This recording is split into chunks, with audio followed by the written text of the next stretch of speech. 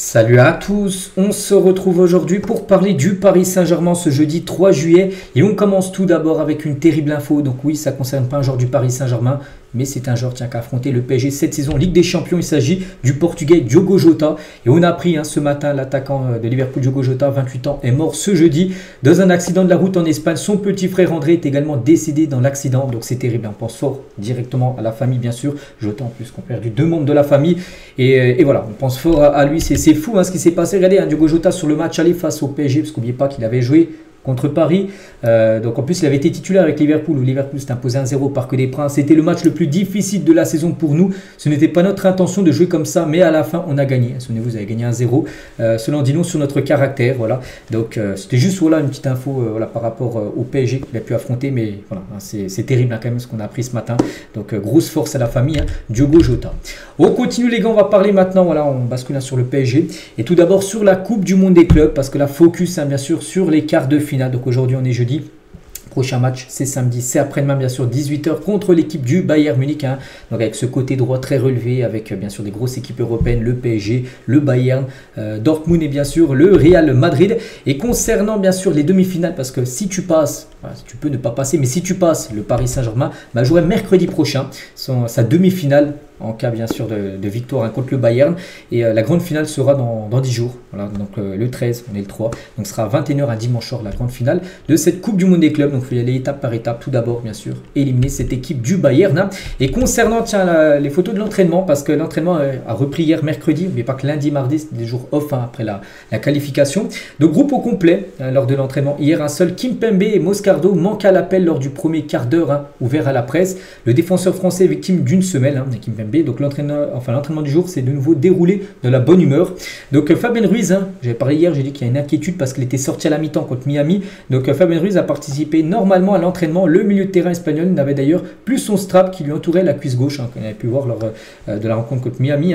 Donc les Parisiens ont encore 2 séances d'entraînement à leur programme, donc une aujourd'hui, une jeudi, une demain vendredi, puis après ça sera bien sûr samedi. Là il n'y aura pas d'entraînement vu qu'il y a match bien sûr. Mais déjà la bonne nouvelle c'est que Fabien Ruiz devrait tenir sa place contre le Bayern, et ça bien sûr c'est une très bonne nouvelle.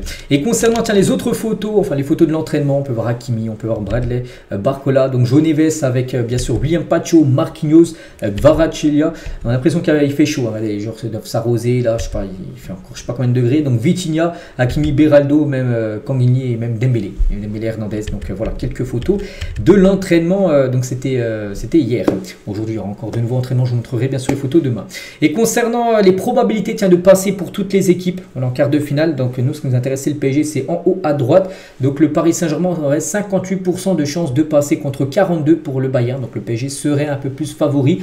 Après voilà, ça reste des probabilités. La vérité, je le répète souvent, ça se passe sur le terrain bien sûr, tu peux avoir 95% de chances de probabilité de passer, mais si tu donnes rien sur le terrain, tu te feras punir. Donc voilà, il faudra être meilleur que le Bayern. Mais si les probabilités sont justes, et si tout le monde passe d'après les pourcentages, et on pourrait peut-être voir un PSG Real Madrid en demi-finale, et peut-être affronter le Kylian Mbappé bien sûr, ancien joueur parisien. Et concernant toujours ce quart de finale contre le Bayern, Leon Goretzka, donc lui n'a pas du tout peur d'affronter le PSG. Il a dit, ils ont le vent en poupe. C'est une bonne équipe qui a été très très dominante en Ligue des Champions malgré tout. Nous les avons déjà battus une fois cette année, c'est vrai. C'était fin novembre dernier. Paris avait perdu 1-0 contre l'équipe du Bayern. Souvenez-vous, un corner, un peu, je pense, qui s'était un peu passé un cafouillage. Et du coup, Safonov avait mal sorti, c'était Safonov le gardien. Et du coup, c'était un but pris. Donc oui, le Bayern a déjà battu le PSG, c'est vrai. Mais voilà. Après-demain, il faudra gagner parce que, regardez, tu avais perdu contre le Bayern, mais tu as quand même gagné la Ligue des Champions. Parce que des matchs de poule, voilà. Mais là, tu n'auras pas le droit d'erreur. Là, si tu perds, ça sera fini la compétition de la Coupe du Monde des clubs. Et toujours, avec cette compète, parmi les 8e de finale, l'équipe type a été dévoilée. Et voici, voici ce 11 et surtout 2 Parisiens dedans. Donc avec Achraf Hakimi, qui est mis quand même au poste défenseur gauche. Ils ont plutôt mis Red James à droite.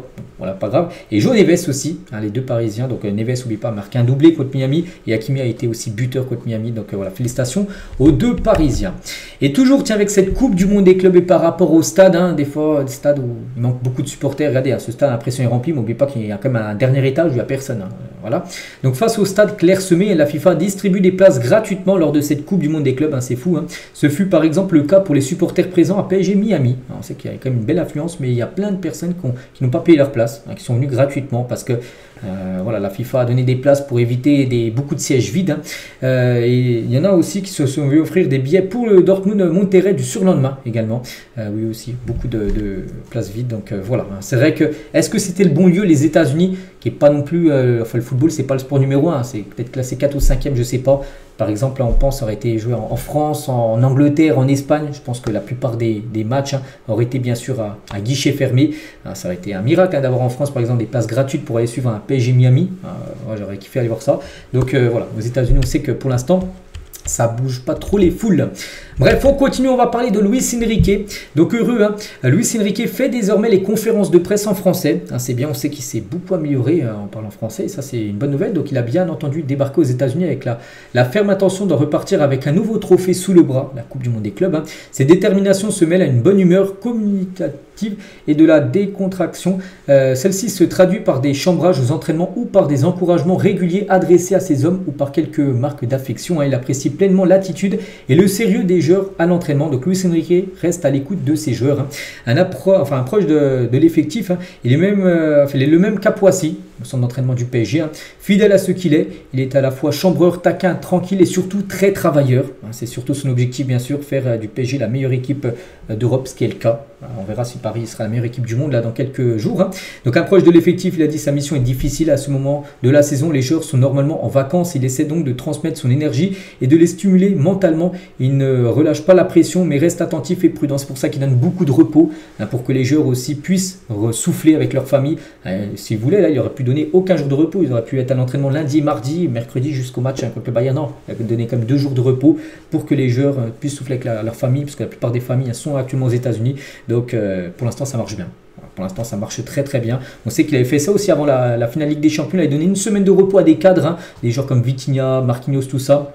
Hakimi, pendant une semaine, ils avaient été au repos. C'est très rare de faire ça.